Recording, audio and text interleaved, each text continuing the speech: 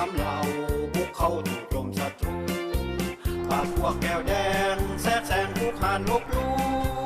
ต้านยันต่อสู้กบกู้อธิปไตยเรือทหารสาบานต้องป้องกันศายืนสู้องอาจพิราชทหารสานไซหักปืนแผ่นดินทานินล้านสร้างสืบไปเพื่อเราคงไว้คนภัยมีสิทธิเสรีกองทัพเพื่อนชาติพระราชอาณาจักรทำเราปกปักที่ทัพด้วยเกียรติศักดิ์ศรี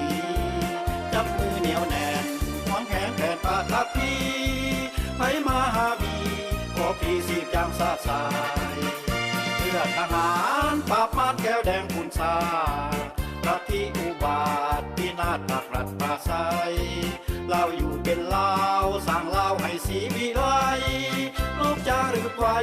นำใจสามเหล่าทหาร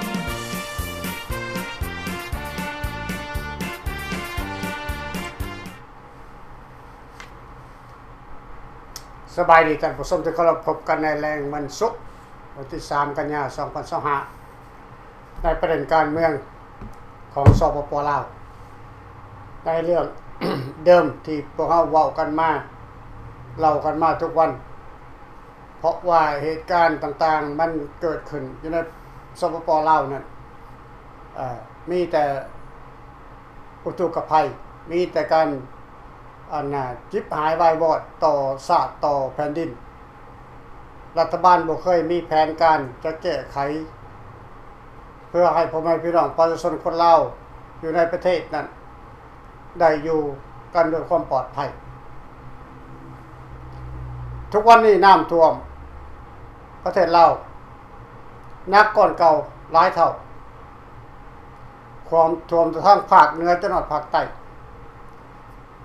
บ่มีข่าวเตือนภัยแล้วก็บ่มีข่าวเปิดโปงเปิดเผยให้ชาวโลกได้รู้ว่าประเทศลาวน้ำท่วมด้วยเหตุใดแนวใดก่อนมันจะท่วมมากมายขนาดนี้มันก็ต้องมีเหตุมีผลของมันแต่รัฐบาลลาวปิดข่าวสารบ่ให้ประเทศเพื่อนบ้านเอาข่าวนี้ออกมาเผยแพร่ให้เก็บเป็นความลับเพราะเกรงกลัวว่านานาชาติจะเห็นว่ารัฐบาลเราบ่มีน้ำยาและในอนาคตจะบ่สามารถไปขอทานเงินจากนานาชาติได้อีกนี่คือตัวอย่างจะให้พ่อแม่พี่น้องคนลาวของพวกเฮาได้เห็นนำกันได้ฮู้นำกันว่าความโหดเหี้ยมของรัฐบาลสปป.ลาวนี่มันอยู่ในขันได้ถ้าฮู้แล้วพวกเขาก็จะเฮ็ดแนวใดรัฐบาลป่าเถื่อนบ่เป็นรัฐบาลที่มีความสงสารต่อพ่อแม่พี่น้องประชาชนพวกนี้เป็นรัฐบาลป่าเถื่อนพวกเขาควรขับไล่มันออกพวกเขาคนขับไล่ใส่ส่งมันนี้และเอารัฐบาลลาวเข้ามาปกครองประเทศเพราะรัฐบาลสปป.ลาวเป็นรัฐบาลแก้วเป็นผู้ตั้งให้เวียดนามเป็นผู้ตั้งให้50 ปีเต็มเมื่อรัฐบาลหรือเมื่อประเทศแก้วถึงน้ำท่วมถึงแผ่นดินไหวรัฐบาลสปป.ลาวต้องนำเอาเงินก้อนใหญ่มหาศาลไปช่วยเหลือทันทีแต่หากเมื่อใดหากมีอุทกภัยเกิดขึ้นในประเทศลาวกับประชาชนลาวรัฐบาลสปป.ลาวเก็บเงียบบ่เปิดเผยบ่เผยแพร่ให้โลกได้รับรู้ให้คนได้รับรู้ประชาชนต้องประเสริญภัยโดยตนเองลบหลีกอุทกภัยโดยตนเองบ่มีแผนการนโยบายได้จากรัฐบาลสปป.ลาวพี่น้องคำที่พวกท่านเคยได้ยินมาคำพังเพยเป็นว่าเวียงจันทน์ห้างจะเป็นพ่นขี่ม้าเจาะแต่คำว่าเวียงจันทน์ห้างเป็นพ่นขี่ม้าเจาะนี่มันแปลได้หลายอย่าง แต่ข้าพเจ้าจะแปลไปตามรูปภาพของมันแต่ประเทศลาวนี่เต็มเมื่อก่อนอุดมสมบูรณ์ไปด้วยธรรมชาติเฮ็ดหน้าบ่ต้องไปซื้อปุ๋ยเฮ็ดหน้าบ่ต้องไปซื้อน้ำมันเฮ็ดหน้าบ่ต้องไปซื้อเครื่องจักรเครื่องงานทั้งหมดทุกอย่างเฮาอยู่กับธรรมชาติเฮาอยู่รอดกันมาหลายพันปีทวดย่าทวดปู่ทวดเฮาอยู่กันมาจนฮอดรุ่นเฮาหลายพันปีเพราะเฮาบ่เคยใส่ปุ๋ยเคมีปุ๋ยเป็นปุ๋ยที่ปรับปรุงเอาเองแต่ละปีเข้าก็งามปลอดภัยบ่มีสารเคมีพี่น้องปูป่าหน้าน้ำตรงไห้ตรงหน้าเต็มไปด้วยสัตว์สาบาสิ่งแต่เดี๋ยวนี้มันมีบ่มีจะลงเฮ็ดหน้าก็ต้องซื้อน้ำมันจะลงเฮ็ดสวนก็ต้องซื้อน้ำมันบ่มีคำว่าใส่ให้งานตัวเองพี่น้องนั่นมันเรื่องหนึ่งแต่เรื่องใหญ่คือเรื่องน้ำท่วมและมันบ่ได้ท่วมครั้งเดียว10 ปีผ่านมาน้ำท่วมทุกปีหนักขึ้นเรื่อยๆรัฐบาลสปปลาวบ่มีความรับผิดชอบได้เลยปล่อยให้ประชาชนต้องประเสริญกันเองหลีกภัยกันเองสอกหาบ่อนหลีกภัยกันเองเอาชีวิตรอดด้วยตัวเองอันนี้คือการกระทำของพรรครัฐคือการกระทำของรัฐบาลสปปลาวและพวกเขาควรจะเอามันไว้อยู่บ่พวกเขายังสิหักหอมต้อมตุ่มมันอยู่บ่เป็นยังบ่พากันรวมหัวกันตื่นลุกขึ้นกับไล่พวกมันหนีตอนระยะมันฉุกเฉินนี่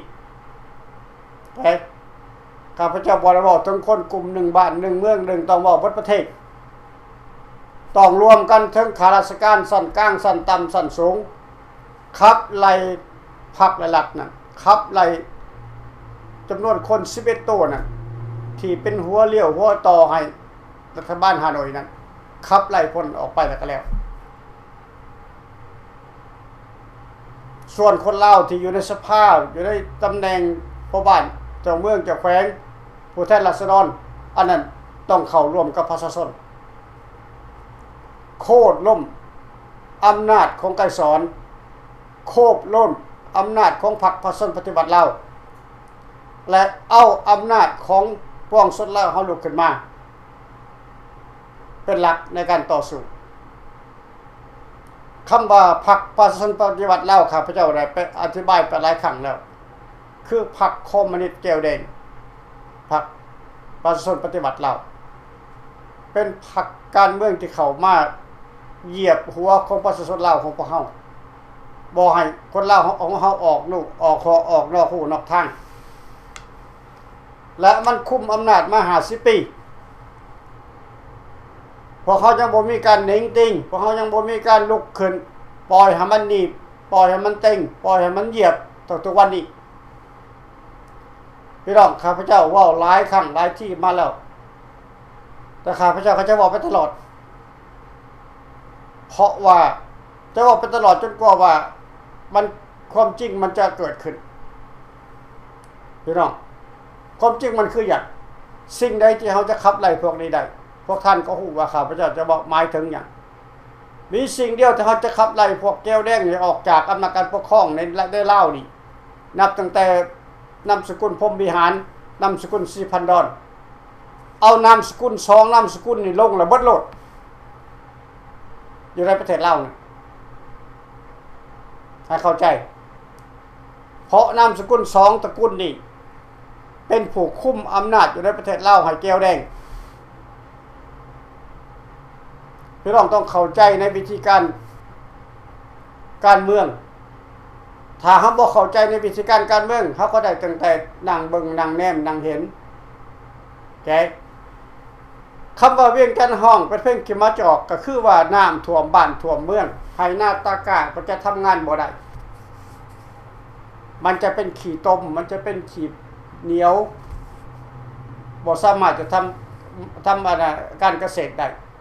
อันนั้นแหละครับว่าเป็นอันน่ะเป็นอันนั้นน่ะเป็นจันหาดไปพ่นขี้มาจอกได้ใจธรรมศาสตร์บ่มีต้นไม้บ่มีตัดเอาไปทิ่มหมดจะหมอน้ำอีกฝนตกลงมาน้ำท่วมเฮ็ดให้ดินธรรมศาสตร์ได้สูญหายไปก็บ่มีบ่อนทำมาหากินได้อันนั้นแหละครับว่าเป็นพ่นขี้มาจอกแกคำโสภสิทธิ์เพิ่นเว้ามาบ่พลาดดอกบ่พลาดจักครั้งบ่เคยผิดจักครั้งเพราะบ่เป็นคนธรรมดาเป็นผู้เว้ามา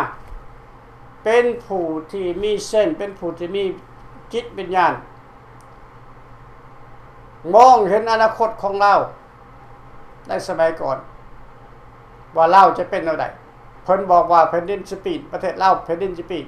มันก็ปีนคำว่าแผ่นดินสิปีนก็คือระบอบมันปีนโอเคแต่เฮาคิดบ่เห็นเขาบ่คิดบ่พอเขาเองซื่อๆว่าไปยังว่าแผ่นดินมันสิปีน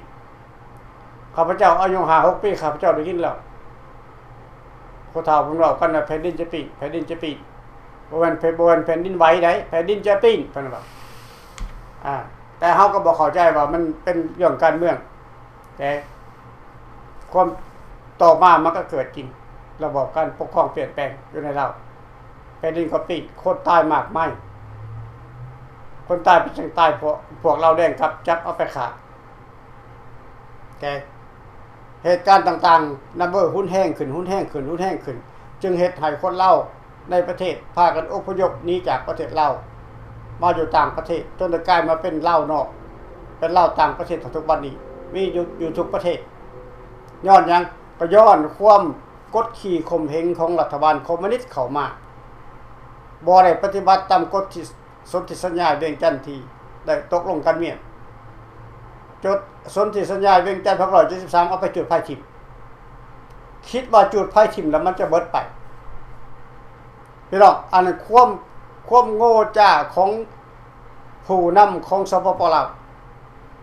คิดว่าเอาสนธิสัญญาเส้นกันอยู่ในเวียงจันทน์เอาไปจุดไฟทิ่มแล้วมันจะบ่มีการหือฟื้นขึ้นมาใหม่ได้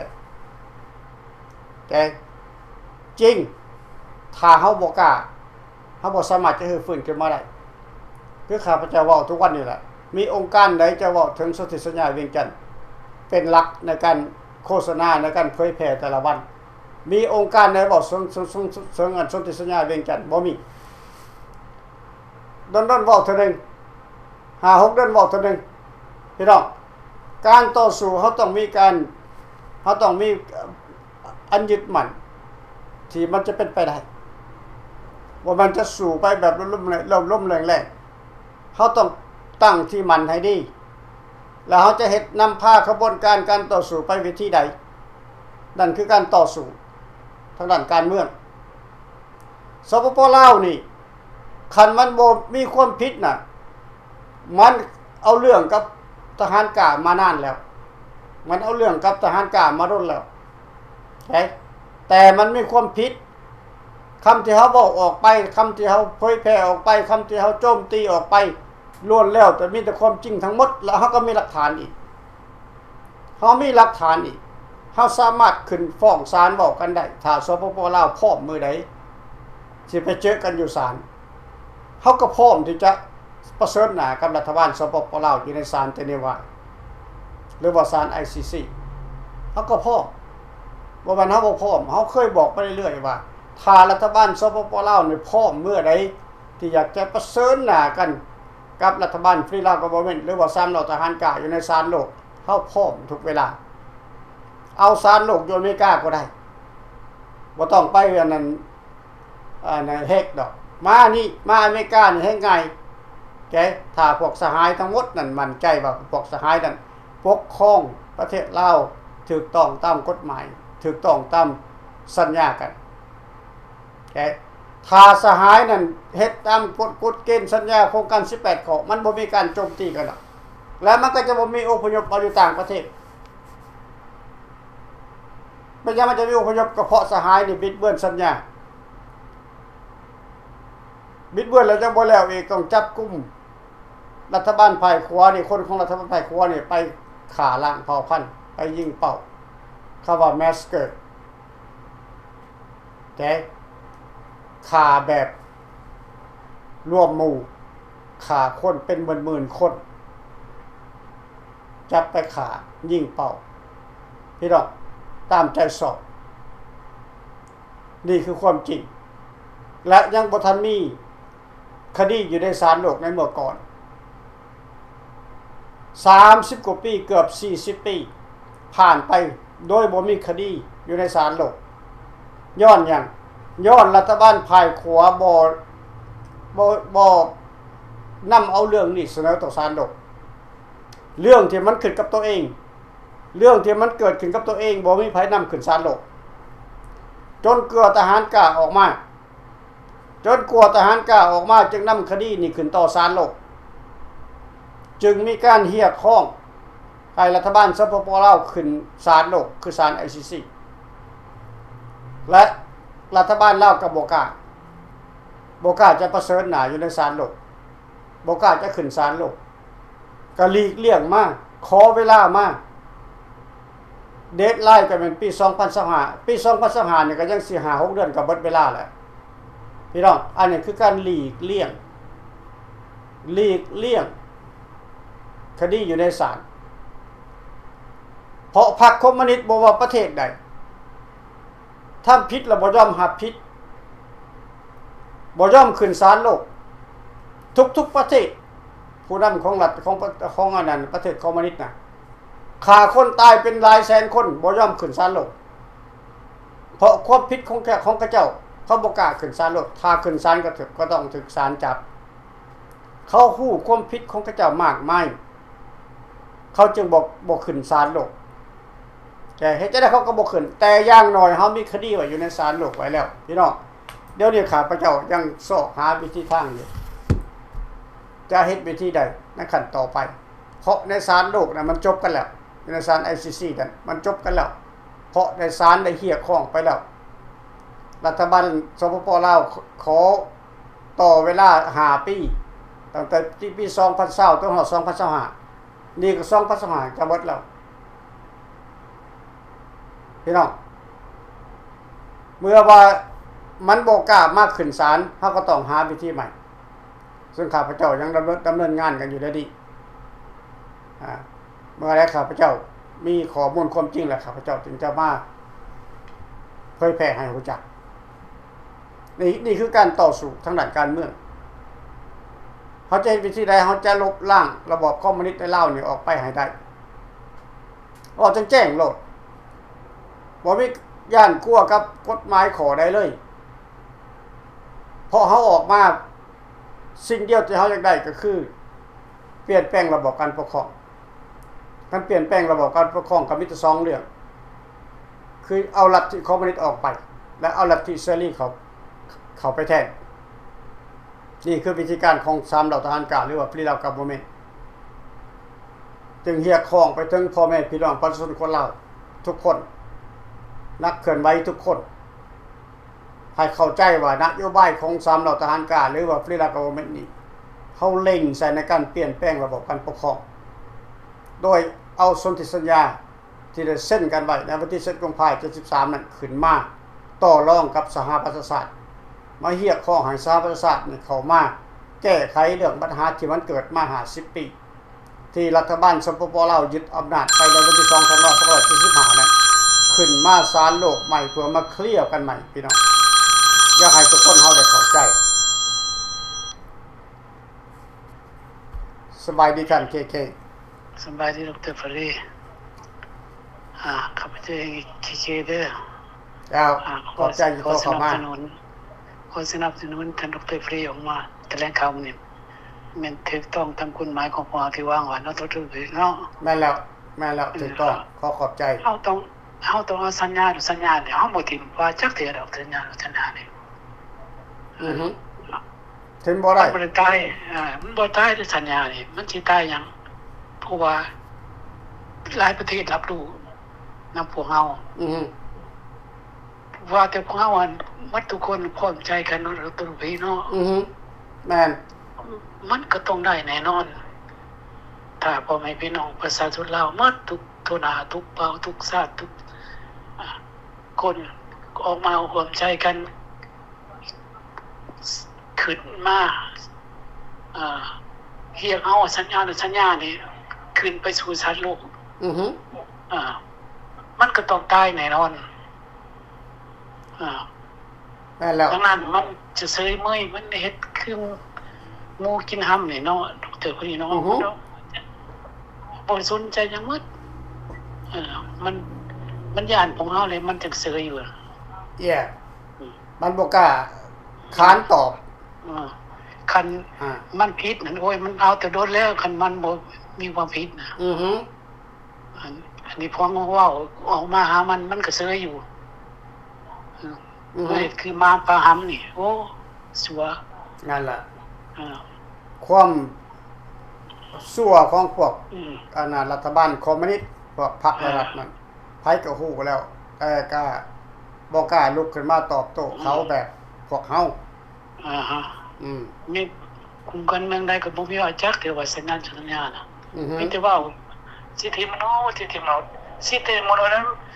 ของแก้วของเขาเวียดนามมันก็มีของมันก็มีสิทธิมนุษย์ของมันเฮาสิไปว่าหยังน่ะมันที่มนุษย์เอาตอนนี้เราชนะได้ขึ้นมาพ้องว่ามันเฮ็ดผิดมันบ่ปฏิบัติตามคำเสียสัญญากันในเวียงจันทน์น่ะมีมา173น่ะถูกต้องถูกต้องแล้วคำเฮาจะเว้าเรื่องอื่นมันบ่เกี่ยวของมันบ่เกี่ยวกับการเปลี่ยนแปลงเรามันบ่เปลี่ยนแปลงแล้วคันบ่เอาตัวนี้ขึ้นมาก่อนจะเว้าถึงสิทธิมนุษย์นั่นเฮาต้องได้ประเทศมาก่อนแน่นอนเฮาจึงเว้าเรื่องสิทธิมนุษย์ถ้าเฮาบ่ได้ประเทศขึ้นมาเฮาก็เว้าไปก็บ่มีความหมายแน่นอนบ่มีความหมายสิทธิมนุษย์มีความหมายอีกหมดนี่แหละคือที่เฮาอยากให้ทุกคนน่ะเข้าใจข้าพเจ้าเองขอที่ไหนดร.คุยเอ้ย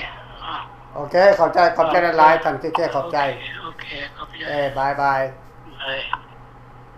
นั่นก็เป็นเสียงท่านเคขอบใจที่โทรเข้ามาเพิ่นก็แบ็กอัพมาตลอด10กว่าปีพี่น้องบ่เคยลดละบ่เคยท้อถอยนี่คือความที่มาจากทางในทางใจของเพิ่นและ3เหล่าทหารกล้าของพวกเฮาก็หลายท่านที่มีความจริงใจยึดมั่นในนโยบายของ3เหล่าทหารกล้าเรียกว่า Free Lao Government เพราะ3เหล่าทหารกล้าเนี่ยออกมาในนามเครื่องแบบในนามยูนิฟอร์มคันว่านุ่งยูนิฟอร์มออกมามันเป็นการท้าทายกับรัฐบาลสปป.ลาวทุกคนก็ฮู้ทุกพรรคการเมืองฮู้ทุกนักเคลื่อนไหวฮู้เมื่อก่อนออกมาทะล่นทลายกันว่าทหารกล้าออกมาแบบเครื่องแบบนี้จะพาให้ทุกพรรคการเมืองนี่มีปัญหาพร้อมๆกันไปมันบ่เกี่ยวกันสุดท้ายมามันมีหยังน่ะบ่มีหยังเฉพาะพรรคการเมืองอันอื่นเพราะมันคนละกลุ่มคนละก้อนกันเห็นบ่เมื่อก่อนออกมาใหม่ๆเพิ่นก็โทรมาห่วงเพิ่นนี่ก็โทรมาห่วงเพิ่นก็โทรมาห่วงมีทนายความระบ่ซั่นจังซี่นะในเมื่อก่อนน่ะความกลัวความถอยของคนลาวของพวกเฮาคิดว่าพวกเฮานี่บ่ฮู้ทั่วพวกเพิ่นนะพวกเขาก่อนจะออกมาเป็น3เหล่าทหารกล้านี่พี่น้อง30-40 กว่าปีเต็มๆนะมีองค์การใดที่ออกมาเปิดโตเป็นศัตรูกับฝ่ายคอมมิวนิสต์จริงจังบ่มีนุ่งเครื่องแบบเต็มไปออกมานำ Facebook ออกมาอยู่ YouTube นุ่งเครื่องแบบทหารราชสัญจักรลาวแต่ประกาศออกไปว่าอันนี้บ่แม่นศัตรูของสปป.ลาวแม่นเป็นรูปภาพของนักรบเก่าเพิ่นบอกความกลัวความย่านของทหารราชอาณาจักรลาวย่านไปย่านหุ่นของแก้วแดงย่านหุ่นของลาวแดงพี่น้องอยู่บ่อนปลอดภัยเลยยังย่านหุ่นเขาอยู่เห็นบ่พี่น้องมีแต่3เหล่าทหารกล้านี่บ่กลัวขอให้รัฐบาลสปป.ลาวมาประเสริฐหน้ากันทางกฎหมายโลดคันแน่จริงก็ท้าทายกันตรงไปตรงมาโลดขึ้นศาลโลกท้าทายกันโลดคันว่าแน่จริงน่ะเฮาพร้อมจะขึ้นศาลโลกได้ทุกเวลา กับรัฐบาลสปปลาวแต่เขาก็หลีกเลี่ยงพวกเขาตลอดบ่ยอมการขึ้นศาลโลกเนี่ยมันง่ายนิดเดียวพี่น้องแต่เขาก็บ่ยอมขึ้นไปยังว่าซั่นเพราะเขาฮู้ว่าเขาผิดถ้าขึ้นก็เสีย 100% นะเขาฮู้โอเคฉะนั้นแล้วเขาจะเฮ็ดจังได๋เขาจะบังคับเขาได้เฮ็ดจังได๋เขาสิไล่เขาออกจากการปกครองเป็นอยู่ในอำนาจการปกครองได้การต้องประชาชนเป็นหลักต้องเอาประชาชนเป็นขัวไต่เข้าไปประชาชนอยู่ในประเทศเป็นขัวไต่เข้าไปก็คือการออกมาลุกขึ้นขับไล่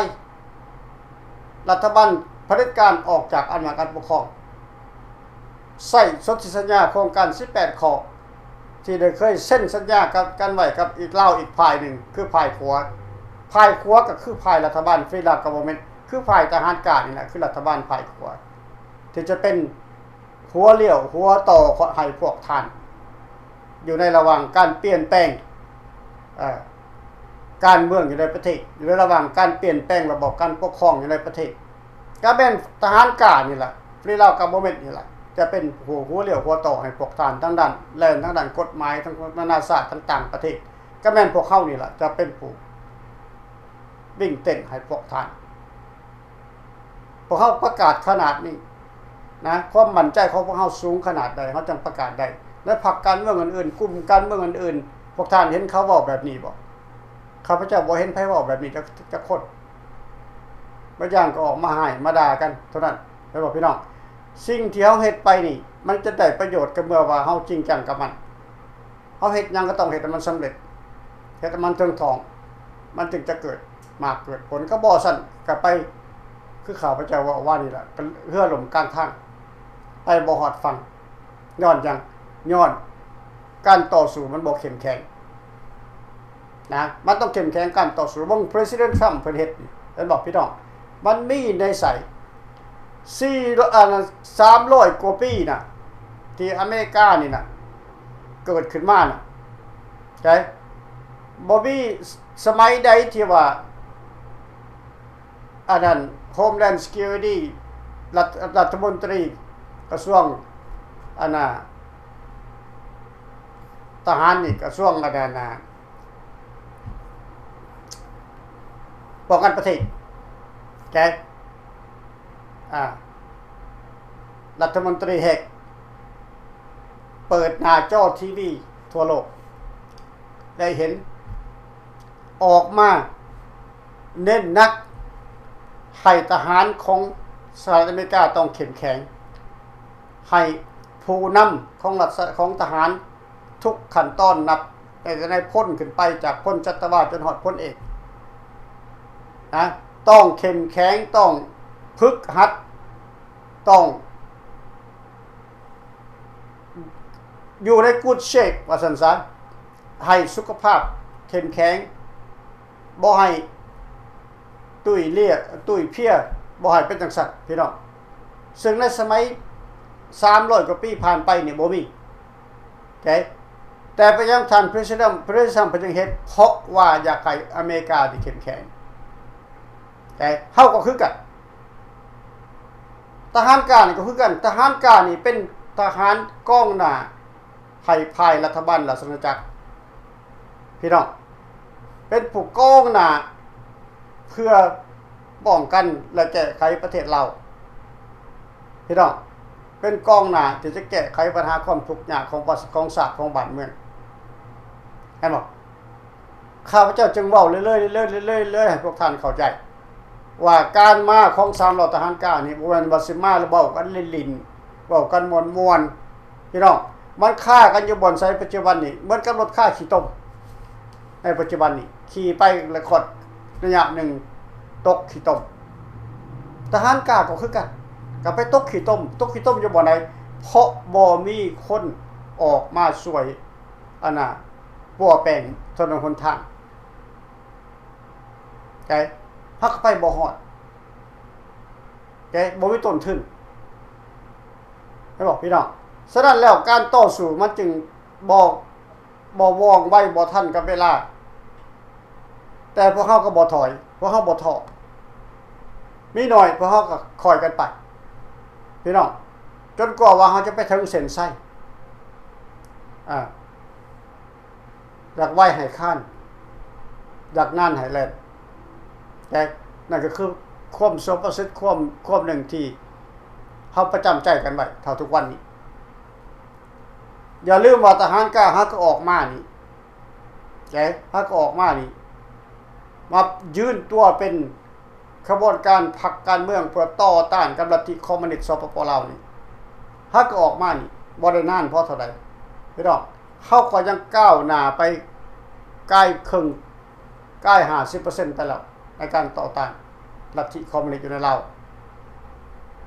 แต่ถ้าหากได้การสนับสนุนช่วยเหลือจากประชาชนคนลาวเฮา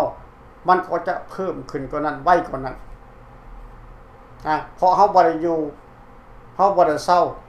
เฮาคิดค้นหาข้อมูลต่างๆจะแก้ไขปัญหาลาวได้จังได๋อย่าลืมว่า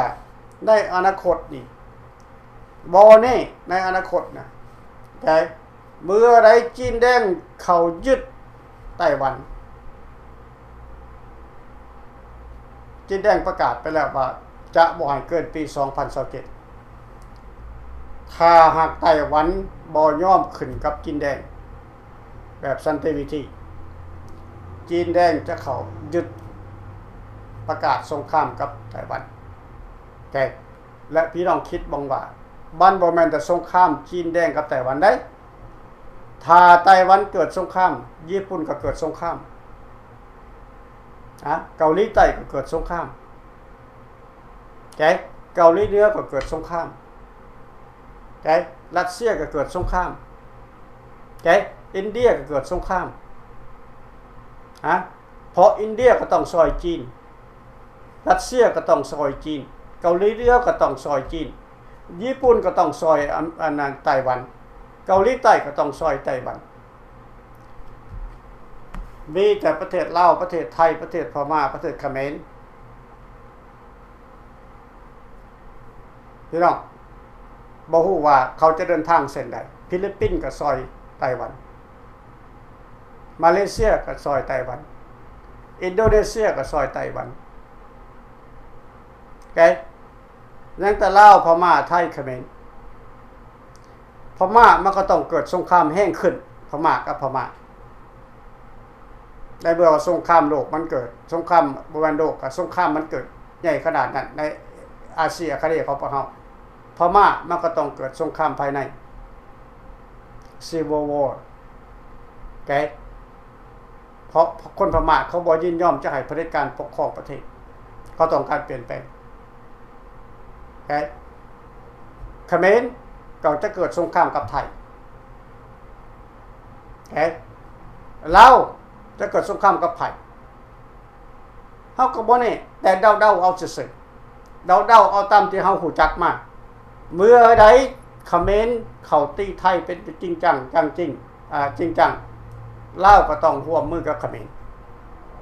99.9% ลาวก็ต้องร่วมมือกับเขมร 99.9% เพราะลาวมีแผนการอยากคุกคามไทยมานานแล้วแต่บ่มีน้ำยาบ่มีน้ำยาบ่กล้าติงเพราะลาวมีประวัติมาพอแห้งแล้วในเมื่อได้นั้น500-600 ปีมาก่อนลาวเคยต่อสู้กับสยามมาก่อนและเสียไส้ให้สย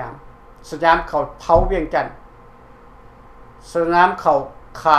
ล่างราชอันนั้นล่างโคตรราชวงศ์ลาวให้เมื่อก่อนสนามมันมีประวัติศาสตร์มากประวัติตัวนี้เฮ็ดให้พวกใดที่มีความคิดอยากจะเข้าคุกคามสยามนั่นยังมีการเก่งกว่าอยู่และมันบ่มีแต่แค่นั้นในระหว่างที่ลาวแดงที่ร่วมกับเขมรแดงนั้นเข้าคุกคามกับอันนั้นไทยแดงประเทศไทยนั้น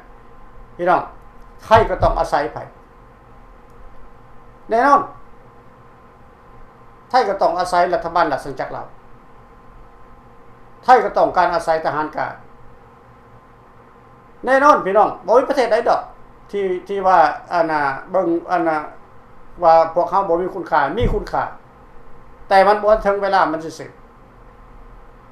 ถ้ามันถึงเวลามาแล้วไทยก็บ่สามารถหลีกเลี่ยงพวกเขาได้เชื่อโลดคันสหรัฐอเมริกาไปเฮ็ดสงครามอยู่ในตะวันออกกลาง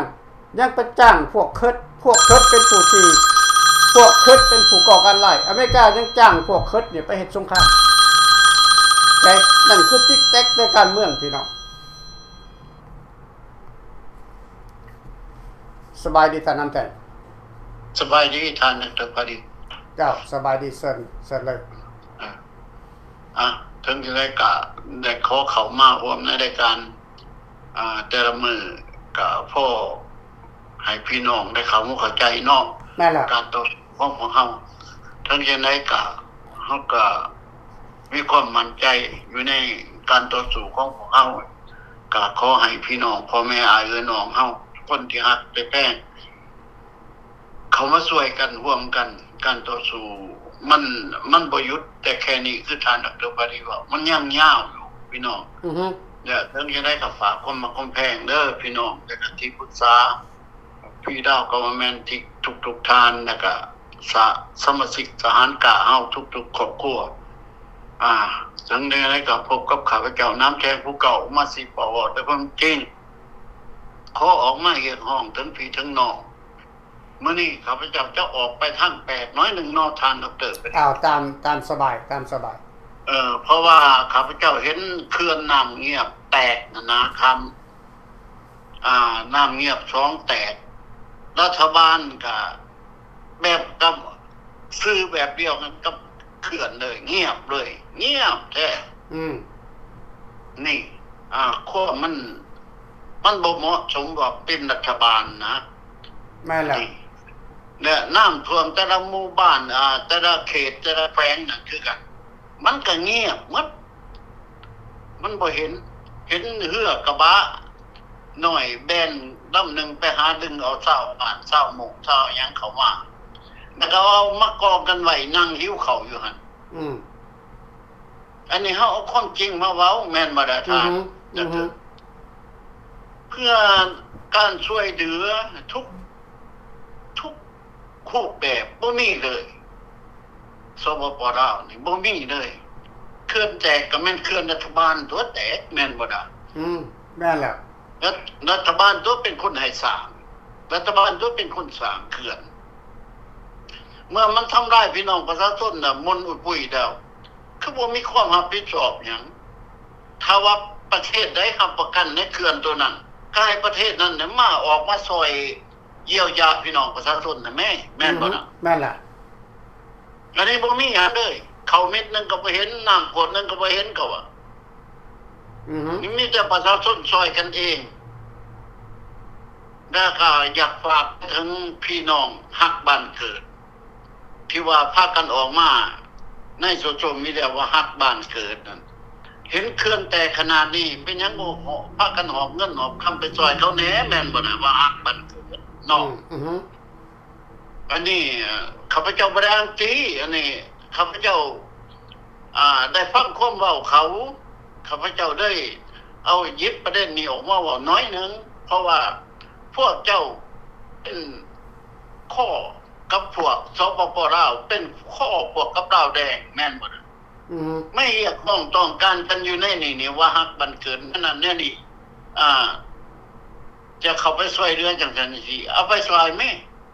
ถ้าบ่ผ่านระบบของรัฐบาลนี่เสิร์ชมันสิช่วยเดียวนี่หั่นน่ะมันต้องเข้าไปผ่านระบบรัฐบาลต้องได้กินเงินจำนวนคนจะไปช่วยนั่นอีกก่อน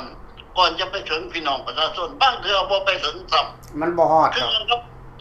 คือกันกับเคลื่อนใช้เปลี่ยนใช้น้ำหน่อยเมืองไทยเขาไปซอยมากมายมหาศาลเอาไปอามาบอกให้เขาด่าเขาทำไมเขาค้นเขากุรังแม่นบ่น่ะบัดนี้ไปทางใดล่ะเขื่อนเนี่ยกุรังน่ะก็แสดงว่ารัฐบาลรับขายกินจ้างประชาชนได้บ่ได้กินเลยจนถึงปัจจุบันนี้ญี่ปุ่นเพิ่นไปสร้างสาเฮือนสร้างอีหยังไห้พากันไปหม่างมาเฮ็ดกระดาษโดนเบิดพวกลูกพรรคไทยรัฐนั่นเห็นบ่ล่ะ มันมีดีหยังน่ะ พี่น้องประเทศลาวมีดีหยังน่ะพี่น้องข้าพเจ้าอยากเว้าจังซี่กับพี่น้องประชาชน ฮะ เฮาต้องรู้จักว่าชาติของเฮามันหล่มจมขนาดนี้ชาติของเฮามันเสียหายขนาดนี้เฮายังว่างเฉยอยู่บ่เฮายังนอนเฉยอยู่มันเป็นบ่ได้เป็นไปบ่ได้เด้ข้าราชการทหารตำรวจภายในนั่นน่ะเห็นอยู่แก่หูแก่ตาว่าเขาพวกพรรครัฐเขางัดงานพวกเจ้าไว้แบบใดแม่นบ่ล่ะคันว่าทหารก็บ่มีเงินเดือนกินนายครูนายหมอบ่มีเงินเดือนกินข้าราชการตำรวจต่างๆเงินเดือนก็บ่ได้กินหักแต่ว่าเฮ็ดบางเตี้ยให้เขาซื่อๆแล้วรัฐบาลเอาเงินเอาซื้อจำนวนนี่ไปขอต่างประเทศมากินมายัดเข้าถงเขาเมื่อประชาชนคนตาดำๆนี่บ่ได้รับผลประโยชน์หยังเลยบ่มีนั่นล่ะเอาไปมาให้โทษเขาซ้ำเคลื่อนน้ำเงียบมันแตกนี่คนเขตเคลื่อนน้ำเงียบมันมีจักหมื่นจักแสนครอบครัวน่ะแม่นบ่ล่ะและพวกรัฐบาลนี่เก็บภาษีของเขาจะได้ดีกันเงินเก็บภาษีมันไปใช้เบิดเป็นหยังบ่ไปเยียวยาเขาแหน่แม่นบ่ล่ะนี่เด้อมันแปลกไอ้ตัวนี้น่ะผ่านเลยแม่นแล้วทุกอย่างอยู่ในสปปลาวนะมันก็ขึ้นกับรัฐบาลเบิดรัฐบาลออกมาเว้าโอ้ยอีต้นชาติประเทศเวียดนามเด้ย่านน้ำไปถึงเวียดนามนะว่าคนลาวมันบ่เว้าถึงได้บ่พี่น้องคนลาวอยู่ทางอเมริกาแคนาดาฝรั่งเป็นหยังจังห่วมหัวกับพวกดาวแดงนี่ยังมาสี่เป้าว่าเฮานี่เป็นผู้ก่อการร้ายทำลายบ้านเมืองนั่นน่ะแน่นี่พวกเขานี่อยากได้เสรีได้เข้าไปเขาบ่อยากเป็นคนผู้ก่อการร้ายได้นี่แม่นบ่ล่ะท่านนั่นล่ะก่อการร้ายคือเขาทำลายเฮาได้สัญญาเฮาระหว่างเส้นสัญญากันปี1973โครงการ18ขอมันอยู่ไสล่ะมันเอามาใส่จักแม่ตะขอนึงบ่แม่นอันนี้ล่ะเฮาจังอยากเอากระแสความนี้ส่งไปถึงพี่น้องคนลาวเฮาในประเทศลาวไฟไหม้น้ำท่วมรัฐบาลลาวมันบ่แนมเบิ่งมันตินดังใส่ตินดินดูดมันบ่สนใจเลยว่าสิไปซอยนั่นซอยนั่นนี่เฮ็ดจังซั่นเฮ็ดจังซี่บ่มีแม่นล่ะมันหาแต่ทางเอาเงินเข้ากระเป๋ามันเท่านั้นคือเบิ่งบ้านมันให้กว่าคฤหาสน์ลูกมันหลานมันเพราะก็กุ้มเซิงกันยังดูว่าท่านออกมาถือว่าทั้งนี่ปุ๊กคฤหาสน์ไว้ท่ารับหลานน่ะรับเด่นน่ะแม่นบ่ล่ะบรรดาคนบ้านนอกขอคำแม่ในทุกอย่างฟังบอกดินที่อยู่อูที่นอนก็บ่มีวันนั้นก็กินซื้อสัมปทานไปแล้ววันนี้ก็แก้วสัมปทานไปแล้ววันหันกับวันนั้นสัมปทานไปแล้วเบิดอ่ะแค่คนลาวแท้ๆบ่มีแผ่นดินอยู่ได้ทานน่ะเด้อเอ้ยแม่นแล้วอันนี้เอาไปมาคนลาวเฮาได้ไปนอนน้ำห้วยหมองพ้องบึงไปบนเขาบ่ต้องการจอหู้อยู่หายคนนกกระจิ๋วเดี๋ยวมันน้ำท่วมแล้วจะไปอยู่ไสกลับขึ้นบ่อนเก่าก็บ่ได้เด้จังว่านะจักสิกลับขึ้นไปถึงสวนเขาสวนมันสวนอ้อยสวนยางพาราเขาของแก้วแม่นบ่ล่ะแล้วไปโดนเอาหญ้าเขาบ่หรือว่าอยู่ในสวนกล้วยสวนอ้อยคนลาวเฮาไปเหตุการณ์ในงานนั่นก็มุนอุดปุยแขนงอขางอมาหมดทุกคนเพราะหญ้าเขามันหายแฮะแล้วมันก็ปล่อยคนลาวจะไปมันบ่ได้บอกได้ว่าโอ้กูฉีดยาเด้แถวนั้นไปไกลเด้อแถวนั้นมึงพวกรู้ไปเฮ็ดหยังไปบ่เฮ็ดบ่ได้ไปเฮ็ดโดดเขาบ่ได้บอกไหนท่านน่ะเอ้ยบ่แล้วอันนี้น่ะเฮาจังออกมาเว้าออกมาวิพากษ์วิจารณ์ถึงรัฐบาลสปปลาวที่ว่ามันทำลายนะมันดูลาพาเปียพี่น้องคนลาวนะของทุกสิ่งอย่างมันเอาจากคนลาวเฮาแต่คนลาวเฮาบ่มีการช่วยเหลือจาก พักได้รัฐแม้แต่สิทธิ์หนึ่งแม่นบ่ล่ะท่าน อือฮึ ทุกอย่างมันเอาจากคนเน่าเพิ่นได้เพราะว่าด้านนอกนี่ก็ยังขนเงินขนคำเข้าไปมหาศาลแล้วก็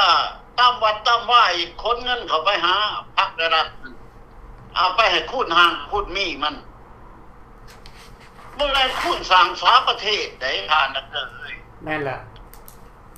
คูณหางคูณมีของพวกม้าเก็ตชีวิตตูนี่ได้เมื่อไรเฮาบ่ได้เว้าว่าคนลาวเฮาเป็นหยังว่ายังปล่อยปละละเลยคนลาวเฮาภายในประเทศโทษเข้ามาหาข้าพเจ้าบ่หรือว่าแท็กเข้ามามิแต่ว่าบ่กล้าเบิ่งประเทศเขาในเนปาลเขาเป็นหยังแม่นบ่ล่ะเบิ่งมันเป็นหยังเขาเฮ็ดจังได๋เคยเฮ็ด2 มื้อ 3 มื้อนึงเรียบร้อยแม่นบ่ล่ะท่าน อือฮึ เขาเอาเจ้าชีวิตเขาขึ้นมาได้เด้นั่นแห่กันบึ้นๆได้เด้นั่นเห็นบอกเขาเฮ็ดถึง เดี๋ยวรวมตัวกันทั้งประเทศ อืม อันนี้คนลาวเฮาผู้นั้นก็หุยผู้นี้ก็หุยพากันโกยไปนั่งกินแดะแบมืออยู่หั่นเฮ็ดจังได๋มันสิได้แม่นบ่ล่ะ อือฮึ เฮาก็ยังน้ำต้มน้ำลุยต้มแน่ตัวลุยโคตรแน่ตัวดอกมันจังสิผลสำเร็จของเฮามันจังสิได้ แม่นแล้วมันต้อง เฮา เสี่ย สิ ง ไปนั่งก้อนหินแดะอยู่หั่นแบมืออยู่หั่นเฮ็ดจังได๋เฮาสิมีหยังขี้หินมันสิเฮ็ดหยังได้แม่นบ่ล่ะ แม่น ได้ไปทับไปเฮ็ดปุ๋ยเฮ็ดซีเมนต์ทับไปเฮ็ดซีเมนต์ก็บ่ได้พวกแก้วมันยึดบ่ได้หินประเทศลาวนะบริษัทซีเมนต์ของแก้วนั่นแต่ว่ามันใหญ่โตกว่าโหราณอยู่สิอยู่เมืองลาว อือฮึ มันไปหาทับเอาเบิดหน่วยผู้แต่ละหน่วยผู้ในลาวเฮายังพากันเสยอยู่ลาวเฮายังบ่มีมุกมีใจลาวเฮายังแดนน้ำพักได้รัฐอยู่หั่นข้าราชการทหารและตำรวจยังบ่มีเงินสิกินบ่มีดินสิอยู่ก็ยังแห่อยู่วุ่นๆส่งเสยอยู่หั่น อือฮึ มันเป็นตนานายใช่ไหมท่านเด้อ แม่นแล้วเพราะจังดำขึ้นมาเว้าก็เพื่อจะให้ทุกคนนั่นเปลี่ยนเปลี่ยนใจ แม่น ให้เลือกอันใดอันน่ะผิดอันใดถูกให้รู้จักคันบ่เป็นจังซั่นลาวเฮาก็จะอยู่ภายใต้การควบคุมของพวกแก้วแดงไปตลอดชาติ ต แม่ ลอด นนะ ชาติ ถูกต้อง คันว่าพวกเขาทหารการออกมายื่นตัวเป็นผู้แข็งแกร่งต่อสายตาของประชาชนแค่แล้วก็มีคนย่องย่อแล้วก็มีคนออกมาดูลาพาเปียมันก็ อืม สะสมกันไป อืม อืม อันนี้แหละจังว่าข้าพเจ้าอยากให้พี่น้องนั้นเขามุกเข้าใจแน่ว่า อยู่ในสปปลาว50 ปีมันมีหยังให้พวกเจ้ามีคุณค่าแนวใดเป็นบ่ได้ อือฮึ มันสะสมแนวใดมีแต่สะสมความทุกข์ยากปากหมองความจิบหาย ทุกอย่างให้แก่บ้านแต่เมืองของพวกเฮาเท่านั้น แม่นล่ะ มันบ่ให้ความเจริญแก่บ้านเฮาจักหน่อยเลย บ่มี มันไป ล่ะ ให้เจริญบ่แก้วฮานอยพุ่นบ่มันให้เจริญ การแก้วนั่นไม่พายุเขาซื่อๆก็เป็นห่วงแหละหาคุกเงินหิบก้นหิบคำไปหาเขาแหละ เก็บเงิน1 300,000 400,000น่ะเด้ไปซอยเขา อ่าฮะ มันน้ำท่วมอยู่เนี่ยน้ำเงียบนั่นกีบหนึงก็บ่เอากีบหนึงก็บ่เก็บ อือฮึ นี่มันถ้าว่ามันเป็นแบบนี้คนดาวเฮาเจตจังไดล่ะพร้อมเพรียงแห้งหน้ากันเฮ็ดจังไดล่ะฟรีดาวกะเวอร์เมนต์เพิ่นยื่นตัวให้ขนาดนี้แล้วเพิ่นจะเป็นผู้นำเป็นผู้ แก้ไข พิ ปัญ พัฒ หา น์สันติราษฎร์ข้าราชการทหารตำรวจจะมีอยู่มีกินมีเงินมีค่ำมีเงินเดือนและบ้านช่องห้องหอจะมีความสุขอยู่กันแบบพี่น้องๆอยู่กันแบบไปมาหาสู่แบบบ่ระแวงแก่กันแม่นบ่ล่ะท่าน นั่นแหละ ถ้าพี่เราก็แม่นเพิ่นปกครองแม่ทุกอย่างคือข้าพเจ้าเว้ามา ในประเทศเรามีผู้เฒ่าผู้แก่มีเงินกินมีเงินเบี้ยบำนาญและมีการเงินเสียองค์ศาสินมีเงินห่างหมายใช้โทษอีกแม่นบ่ล่ะท่านสนุกนั่งค้ากันหางกินไปยังเงินยิบไปเอาไปถวายเนาะพวกกันมา71ตัวนี้เอาไว้เลี้ยงท้องเลี้ยงปลาเขาบ่ดีแม่นบ่ล่ะท่านถูกต้องอันนี้ได้ข้าพเจ้าจึงอยากออกมาเว้าถึงจังได๋ก็ยังมีความฮักแพงเยื่อใยต่อกันเด้อพี่น้องชาวลาวเฮาลาวนอกลาวในคนนักศาสตร์ทั่วไปก็ให้เข้ามาเป็นภาคีอันหนึ่งอันเดียวกันอยู่ในฟรีดากัฟเวอร์แมนต์จับมือถือแขนกันต่อสู้เอาชาติเอาแผ่นดินเฮาขึ้นมาให้มันได้ให้มันมีเสรีประชาธิปไตยเอาพวกสปปลาวขึ้นศาล ICC มันได้แม่นว่าท่านแม่นล่ะเพราะฉะนั้นฝากไปถึงพี่น้องคนลาวเฮาพี่น้องไปเบิ่งโดดบ่แม่นข้าพเจ้าเว้าซื่อๆพี่น้องอยู่ในประเทศลาวไปเบิ่งเอาน้ำท่วมนั่นเขื่อนแตกนั่นมันจักแขวงเนี่ยน้ำท่วมนั่นรัฐบาลเอาหยังไปช่วยเนี่ยเขื่อนแตกรัฐบาลเอาหยังไปใส่บ่มีจะซอยกันเองบ้านต่อบ้านสำผู้นำทหารไปรออยู่แถวนั้นก็ไปเก็บเงินเขาอีกได้เฮือนละ150,000อีกแล้วมันซื้อเขาให้เพิ่นแดกปอดเพิ่นนั่นโอ้ยเป็นตาหน่ายเว้าแล้วเป็นตาหน่ายแท้ๆอันนี้ล่ะถึงจะไหนก็ฮักแพงกันเด้อพี่น้องคนลาวเฮาช่วยกันคนอาหารเย็บกันก็มาซอยฟรีลาวกัฟเวอร์แมนต์เพิ่นสิพาเดินทางขึ้นไปองค์การสหประชาชาติเพื่อฟ้องร้องสปปลาวนี่เอามันขึ้นกวนขึ้นศาลได้เนาะท่านเนาะเจ้านั่นล่ะโอเคถึงจะได้ก็ขอขอบใจท่านได้ให้ออกมานำขอบใจหลายพบกันมื้อหน้าเนาะเจ้าขอบใจหลายท่านบ๊ายบายนี่แหละพี่น้องเฮาอยากให้คนลาวของพวกเฮาที่ได้ฟังรายการของฟรีลาวกัฟเวอร์แมนต์หรือว่า3หลอดอาหารกานี่นะเก็บไปคิดนะเก็บไปคิดว่าการออกมาเผยแผ่หรือว่ารณรงค์โครงการแผนการนโยบายต่างๆนะใส่เงินทั้งนั้นบ่มันจะมานั่งเบาได้สบายต้องใส่เงินทั้งนั้นพี่น้องฉะนั้นแล้วถ้าพวกท่านอยากจะเห็นการเปลี่ยนแปลงอยู่ในลาวได้ในอนาคตนี้พวกท่านก็ต้องสนับสนุนสู้พวกเฮาได้หรือบ่ได้มันเรื่องนึงเท่านั้นนะทุกคนก็ต้องเสียสละมีน้ำใจพี่น้องคิดเบิ่งว่าแก้วแดงนี่มันเฮ็ดสงคราม30 ปีมันเฮ็ดสงครามอยู่ในลาวเฮ็ดสงครามอยู่ในเขมรเฮ็ดสงครามอยู่ในเวียดนามใต้30 ปีเต็มๆมันบ่มีหยังบัดเหลือไว้อยู่ในประเทศเวียดนามต้นไม้ต้นนึงก็บ่มีเฮือนหลังนึงก็บ่มีในเมื่อก่อนใช่แต่หลังจากมันยึดอำนาจอยู่ในลาวได้ใช่มันยึดอำนาจมันยึดลาวได้ใน1975มันยึดลาวได้มันก็เริ่มขนโลดเริ่มขนไม้ออกจากประเทศลาวให้เบิดเริ่มจากซ้ำเหนือพงศลีไปขนไม้ออกเข้ามาเลิกเข้ามาเรื่อยๆและมันเอาเงินที่มันขายไม้นี่ใช่ได้มาจากประเทศลาวนี่เป็นต้นทุนในการพัฒนาประเทศของมันแต่ประเทศเวียดนามจะเริ่มหุ่งเฮืองขึ้นมาได้ก็ย้อนลาวนะและมันจะไปถิ่มประเทศลาวเฮ็ดหยังมันจะบ่ถิ่มประเทศลาวเด็ดขาดมันจะเอาประเทศลาวเป็นหัวมันขึ้นตลอดไปจนกว่าว่าเบิดการทกเถียงเบิดการต่อต้านจากรัฐคนลาวที่หักศาสตร์คือฝ่ายขวานี่รุ่น